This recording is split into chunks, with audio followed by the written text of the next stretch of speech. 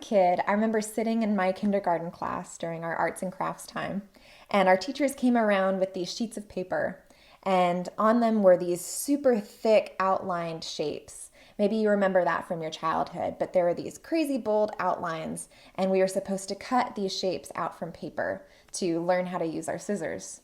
Here's me. And I remember feeling really frustrated with the activity. These shapes had these super thick black outlines that I frankly thought were really ugly.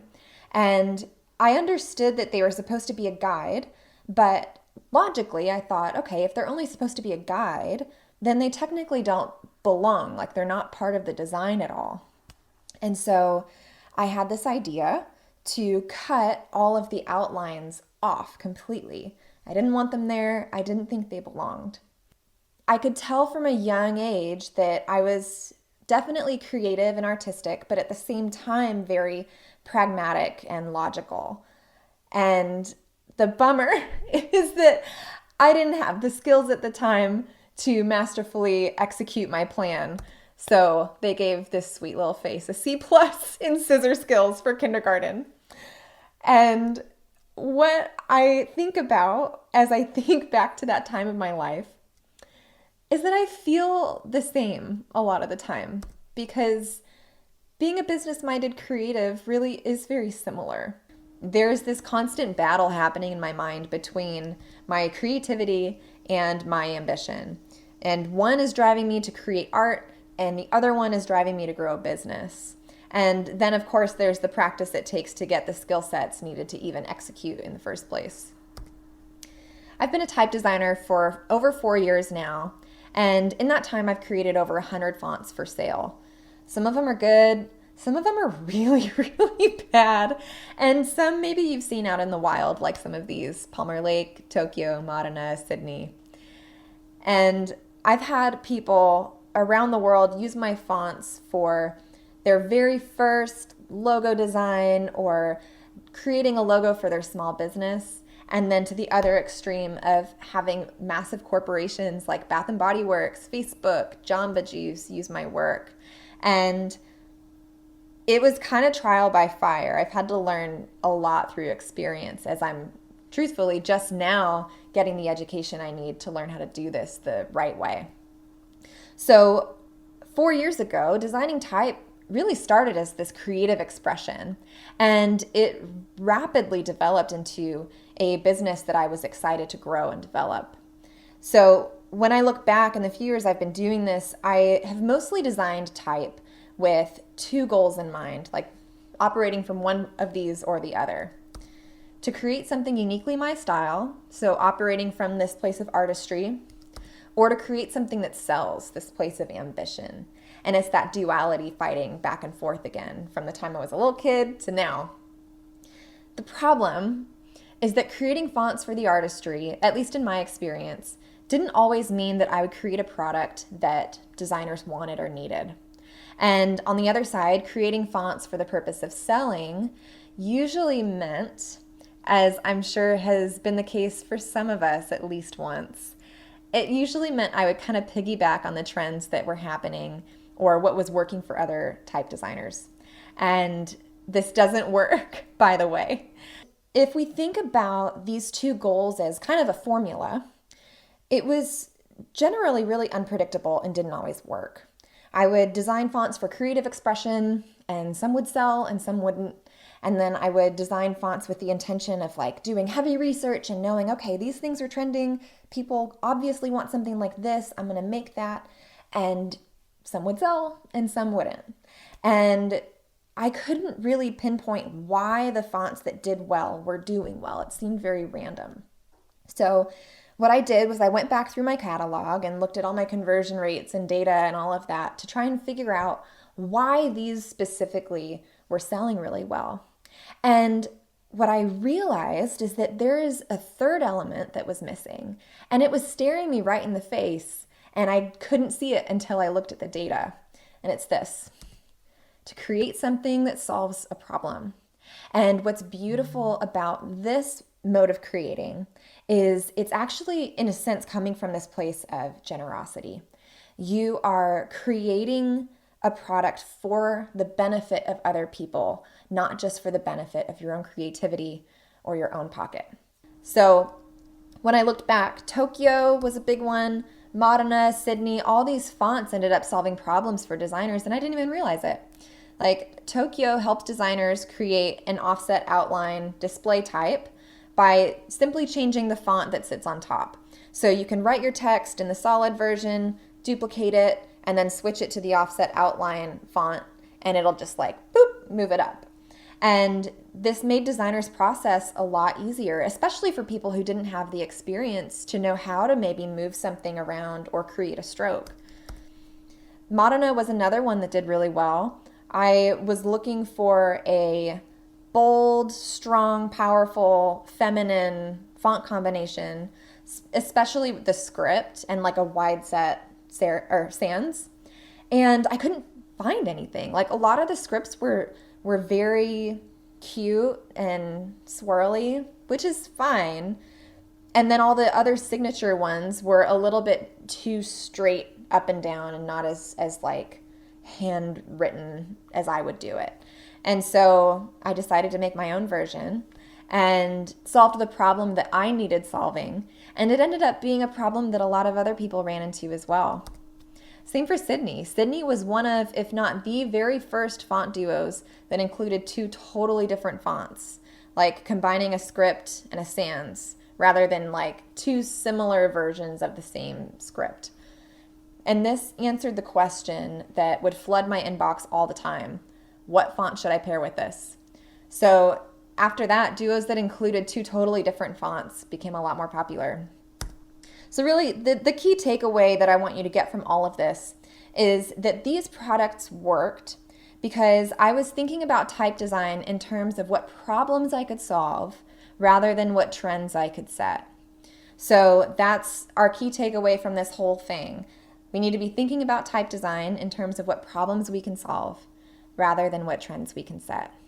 And so when we take these three ways of creating, the artistic, the ambitious, and the generous, we can kind of combine them together to make a formula that is a lot more stable and isn't quite guaranteed to work every time, but gives you a lot more clarity than just shooting in the dark. And that's this. Your unique style plus solving a problem equals, theoretically and ideally, a typeface that sells. And the unique style element is crucial. You need to solve this problem in a way that only you can. And to tell you the truth, designers can really sense the authenticity behind a product. It's why when I create fonts based on what is performing well for other designers, it doesn't really work. And the opposite is true as well. If I have a product that is performing well, usually within a couple weeks, there's maybe 5 or 6 type designers that will put something out that is very similar. And it doesn't work for them either. Designers know when something is truly your style and when it's authentic, and they would always rather go for the authentic version. So if you see a product that's climbing the ranks, don't think about how to make something similar. That is undue pressure that will lead to so much frustration and total creative burnout. And I know that from experience. Instead, ask yourself, what problem is this solving for the user? And how can you make something that solves that problem in a way that is totally unique to you? So how do we approach type design as problem solving, and where do we even look to find these problems that need to be solved? In my experience, I found that there are kind of 3 main ways to find these problems. First, pay attention to problems and frustrations that you encounter in your own work. A couple months ago, I was having trouble finding a cute font for quotes for a client that I was working with. And so I made one. And because that font solved a problem for me, it's ended up solving a problem for a lot of other people as well. Same as if you're having trouble finding a serif and a sans pairing that works pretty consistently. Make one. And if you're spending tons of time on decorative handwritten notes like I was for another client, I just made one. I made a font to help make that process a lot faster and easier for myself, which saves me time and it saves my client money if I'm charging them hourly. So taking the frustrations that you encounter in your own work, the time lags in your process, or even the things that you're looking for and you just can't find, make it. Because if you're looking for it, especially if you're doing work for another client, the odds are someone else needs it too. 2, pay attention to what you're being hired to create. When you really think about it, one paying client has to represent a large group of people with the same need. So one paying client who needs a logo might represent 100 or 1,000 people who have a similar need without the budget. And so if you're being hired to create logos, include templates or create a display type that's reflective of the kind of requests you're getting for custom work. If you're doing a lot of handwritten decorative notes or quotes for people, a lot of hand lettering, create a textured SVG font. Make that process easier for somebody else who can't afford something custom. If you are being hired to create Instagram content, maybe include some Instagram-sized quote templates or graphics with your font. Really, what the goal is in this method of finding problems is addressing the problem beneath the purchase. So if you know that someone is going to buy your font, or at least think about that, to create their logo with, maybe give them a little extra help with a template. Like, eliminate the problem beneath the purchase so that your product has exceptional value over anybody else's. And third, pay attention to the 3-star reviews and or the questions you're being asked. And I know that 3-star reviews sound random, but it's not, I promise. Really, 3-star reviews are the most honest feedback resource.